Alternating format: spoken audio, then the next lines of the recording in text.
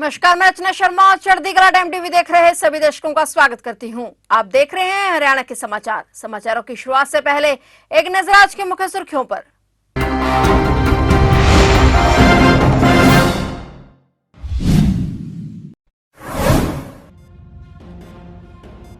सरकारी नौकरियों में अनुसूचित जाति के आरक्षण में वर्गीकरण का निर्णय पूरे प्रदेश में लागू। मुख्यमंत्री नायब सिंह सैनी ने बड़ी घोषणा।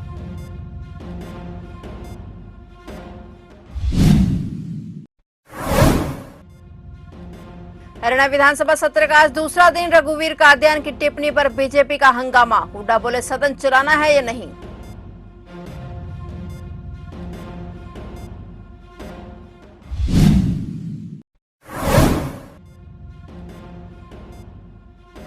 पानीपत में पुलिस और बदमाशों के बीच मुठभेड़ में बदमाश काबू। गोली लगने से हेड कांस्टेबल भी घायल।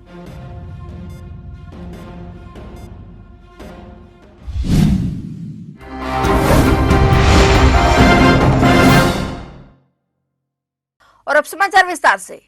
मुख्यमंत्री नायब सिंह सैनी ने कहा कि माननीय सुप्रीम कोर्ट द्वारा सरकारी नौकरियों में अनुसूचित जाति के आरक्षण में वर्गीकरण के संबंध में दिए गए निर्णय को हरियाणा मंत्रिमंडल ने पहले ही स्वीकृति प्रदान कर दी थी। मुख्यमंत्री ने घोषणा करते हुए कहा कि यह निर्णय आज से पूरे राज्य में लागू हो रहा है। उन्होंने कहा कि सरकारी नौकरियों में अनुसूचित जाति के आरक्षण में वर्गीकरण का यह आदेश मुख्य सचिव की वेबसाइट पर उपलब्ध हो गया है, ताकि सभी संबंधित व्यक्तियों तक यह जानकारी समय पर पहुंच सके और इसका लाभ उठाया जा सके।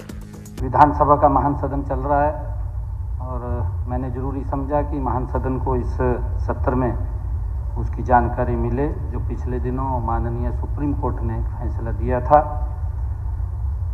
जो अनुसूचित जाति में वर्गीकरण को लेकर के। इस नोटिफिकेशन से को हमारी कैबिनेट ने पहले ही मंजूरी दे दी थी।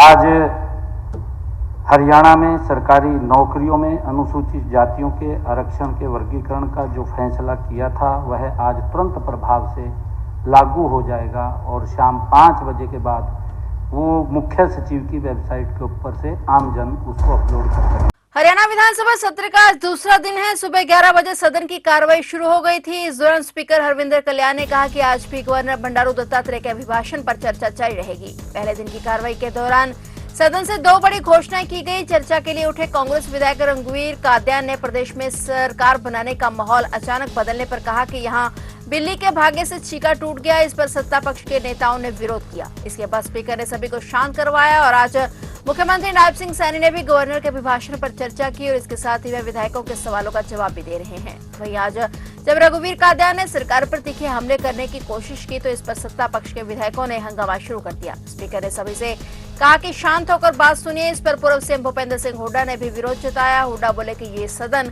चलाना चाहते हैं कि नहीं, अगर ये बोलेंगे तो हम भी ऐसे ही हंगामा करेंगे। रघुवीर कादियान ने कानून व्यवस्था पर भी सवाल खड़े किए।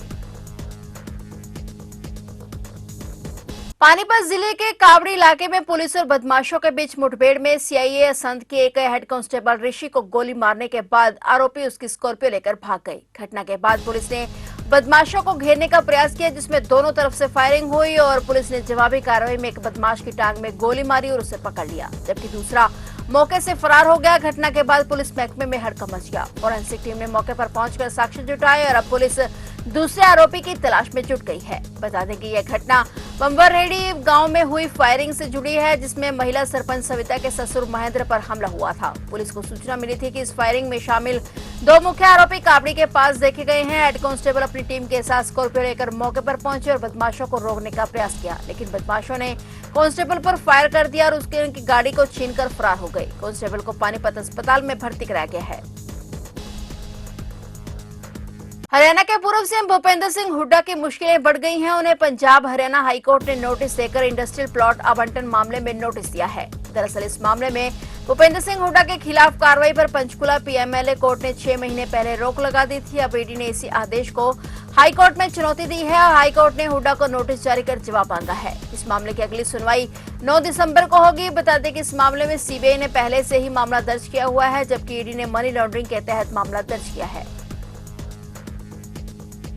लेडी डॉन मनीषा चौधरी को रिमांड पर लेकर पुलिस ने पूछताछ की तो उसने कई बड़े राज खोले हैं। अब पुलिस उसे पूछताछ के लिए राजस्थान ले गई है। मनीषा चौधरी का रिमांड का चौथा दिन है। माना जा रहा है कि लेडी डॉन अभी पूछताछ में और बड़े राज खोल सकती हैं। जेल से बाहर आने के बाद कौशल गैंग को संचालित करने के लिए लेडी डॉन मनीषा चौधरी द्वारा होटल संचालकों, शराब और सट्टा कारोबारियों से वसूली गई रंगदारी की रकम की बरामदगी के लिए अब गुरुग्राम पुलिस जुट गई है। वहीं रिमांड के तीसरे दिन मानेसर क्राइम ब्रांच की टीम लेडी डॉन मनीषा को राजस्थान ले गई है। माना जा रहा है कि मनीषा रिमांड पर अभी और बड़े राज खोल सकती है। खानसा मंडी में रंगदारी वसूली के मामले में फरवरी 2024 में भोंडसी जेल से बाहर आने के बाद कुख्यात गैंगस्टर कौशल चौधरी की पत्नी मनीषा चौधरी फिर से कौशल गैंग को सक्रिय करने में जुटी हुई थी। इसमें वह अपने भाई विदेश में बैठे कुख्यात गैंगस्टर सौरभ गडोली की मदद ले रही थी। उसने कई होटल संचालकों, शराब और सट्टा कारोबारियों से कौशल के नाम पर रंगदारी वसूली।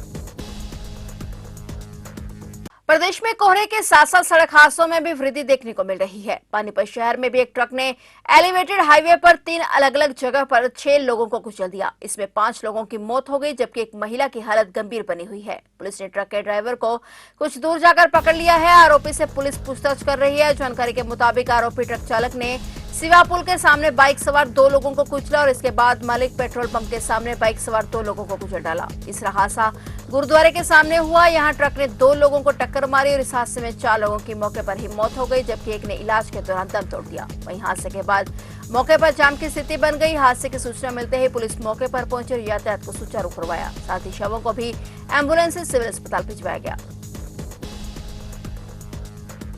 कल 15 नवंबर को सिखों के प्रथम गुरु श्री गुरु नानक देव जी का प्रकाश पर्व श्रद्धा और धूमधाम से मनाया जाएगा। श्री गुरु नानक देव जी ने अपने चरणों से यमुनानगर की धरती को पवित्र किया था। जिला मुख्यालय से 25 किलोमीटर दूर कपाल मोचन में गुरु नानक देव जी ने संगत को एकता, भाईचारे और जरूरतमंदों की सेवा और मदद का उपदेश दिया था। इसके बाद सिखों के 10वें गुरु श्री गुरु गोविंद सिंह जी जब कपाल मोचन में आए थे तो उन्होंने संगत को हुक्म दिया था कि हर साल कपाल मोचन में श्री गुरु नानक देव जी का प्रकाश पर्व मनाया जाएगा। जो भी व्यक्ति कपाल मोचन में श्री गुरु नानक देव जी के प्रकाश पर्व को मनाएगा, यहाँ कपाल मोचन, ऋण मोचन और सूरज कुंड सरोवरों में स्नान करेगा, उसकी सभी मनोकामनाएं पूरी होंगी। तभी से कपाल मोचन का मेला अस्तित्व में आया। इस बार 11 से 15 नवंबर तक श्राइन बोर्ड द्वारा कपाल मोचन मेले का आयोजन किया गया था जो कल संपन्न हो जाएगा। वहीं आज रात 12 बजे लाखों श्रद्धालु कपाल मोचन मेले में सरोवरों में स्नान कर मोक्ष की डुबकी लगाएंगे। हरियाणा में कोहरे के साथ साथ सड़क हादसे भी बढ़ने लगे हैं। ताजा मामला हिसार के नारनौल से सामने आया है जहां आज घने कोहरे के कारण बड़ा सड़क हादसा हो गया। माजरा ITI के पास जींद हांसी रोड पर हरियाणा रोडवेज की बस और धान की बोरियों से भरे ट्रक की आमने सामने से टक्कर हो गई। इस दुर्घटना में बस में सवार करीब 20 से 25 यात्री घायल हो गए जिनमें से कई को गंभीर चोटें आई हैं। हादसे की सूचना मिलते ही डायल 112 और नारनौल थाना पुलिस मौके पर पहुंची। बताया जा रहा है कि घायलों को नारनौल के नागरिक अस्पताल ले जाया गया जहां प्राथमिक उपचार के बाद अन्य घायलों को हांसी और हिसार के लिए बड़े अस्पतालों में रेफर किया गया। गंभीर रूप से घायल बस और ट्रक चालक का भी अस्पताल में इलाज जारी है। थाना प्रभारी इंस्पेक्टर चंद्रभान ने बताया कि हादसा घने कोहरे की वजह से हुआ जिससे सड़क पर दृश्यता बहुत कम हो गई थी। पुलिस ने बताया कि मामले की जांच जारी है।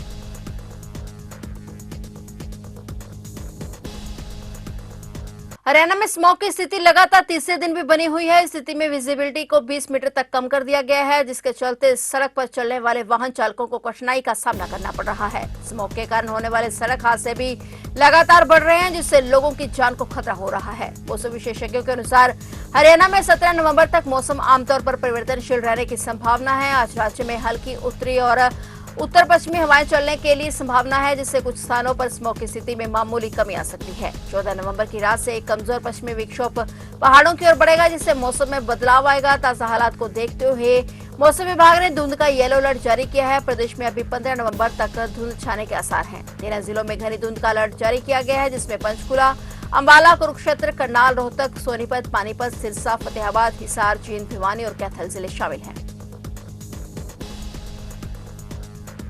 दिल्ली से झज्जर यात्रा करने वालों के लिए बड़ी खुशखबरी है। करीब 20 साल के लंबे इंतजार के बाद दिल्ली परिवहन निगम ने दिल्ली और झज्जर के बीच बस सेवा बहाल करने का फैसला किया है। इस नई सर्विस के अंतर्गत शुक्रवार से दिल्ली और झज्जर के बीच 5 से 6 बसें चलाई जाएंगी। दिल्ली सरकार की ओर से पहल की गई है जिसका उद्देश्य झज्जर के निवासियों को दिल्ली के साथ सीधी कनेक्टिविटी प्रदान करना है। दरअसल कुछ महीने पहले दिल्ली सरकार ने बादली और दिल्ली के बीच DTC बस सर्विस शुरू की थी जो यात्रियों के लिए सहूलियत लेकर आई थी। अब इसे विस्तार देते हुए झज्जर से भी इस बस सर्विस को शुरुआत की जा रही है। झज्जर से दिल्ली के बीच चलने वाली इस टीटीसी बसों में महिलाओं के लिए मुफ्त यात्रा की सुविधा दी गई है और यह सुविधा दिल्ली सरकार की महिलाओं के लिए मुफ्त यात्रा योजना का हिस्सा है, जिसमें उन्हें सार्वजनिक परिवहन का लाभ मिल सके।